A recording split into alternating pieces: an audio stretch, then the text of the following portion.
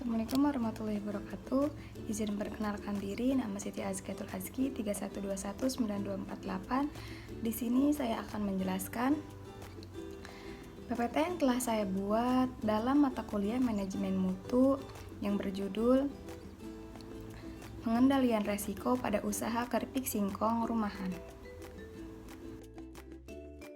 Salah satu usaha industri kecil yang berkembang di Indonesia adalah di bidang pangan. Setiap bisnis atau usaha yang dijalankan pasti memiliki resiko dan ketidakpastian. Hal ini bertentangan dengan perilaku individu yang menginginkan kepastian dalam usaha. Indikasi adanya resiko dalam kegiatan bisnis dapat dilihat dengan adanya variasi atau fluktuasi. Singkong atau ubi kayu sudah dijadikan sebagai salah satu komoditas agroindustri.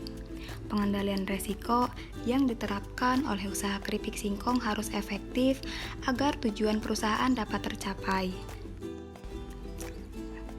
Harapannya adalah usaha keripik singkong ini dapat menjalankan usahanya dengan meraih keuntungan yang tinggi. Resiko pada proses pengelolaan bahan baku. Resiko yang dihadapi pelaku usaha keripik singkong pada tahap proses pengelolaan bahan baku adalah belum memiliki standarisasi produk. Resiko belum memiliki standarisasi produk memiliki peluang terjadi sebesar 20% per 10 kali produksi. Pelaku usaha singkong melakukan pengendalian resiko belum memiliki standarisasi produk dengan cara menggunakan alat perajangan yang bersih dan dapat bekerja dengan baik serta melakukan pengecekan secara visual. Pelaku usaha keripik singkong dalam melakukan perajangan singkong masih menggunakan cara tradisional atau manual dan tidak menggunakan mesin. Menurut pelaku usaha keripik singkong, yang dirajang secara manual memiliki hasil yang lebih baik dibandingkan dengan memakai mesin potong. Hasil keripik singkong yang dirajang dengan mesin pemotong terlalu tipis sehingga ketika digoreng, keripik singkong menjadi keras dan alot ketika dikonsumsi. Resiko pada output produk keripik singkong.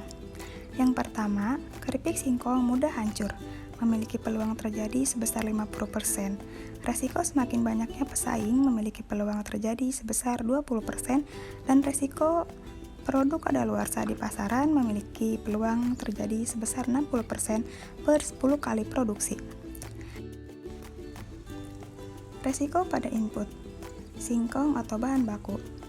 Yang pertama, bahan baku mudah busuk. Pengendalian resiko bahan baku yang mudah busuk dilakukan dengan melakukan pemilihan singkong atau sortirisasi bahan baku. Yang kedua yaitu harga bahan baku tidak menentu. Pada resiko harga bahan baku yang tidak menentu, pelaku usaha keripik singkong tidak bisa mengendalikan resiko tersebut karena harga bahan baku singkong sudah ditentukan oleh pasar. Analisis dan pembahasan. Hasil identifikasi menunjukkan bahwa pelaku usaha keripik singkong menghadapi resiko dari yang terendah hingga resiko yang tertinggi, sehingga dibutuhkan alternatif strategi untuk mengurangi resiko tersebut. Salah satunya adalah strategi yang efektif yaitu pemberdayaan SDM. Hal ini diidentifikasikan dengan adanya fluktuasi produksi keripik singkong. Untuk itu diperlukan strategi pengendalian resiko yang tepat agar resiko tersebut dapat diminimalkan.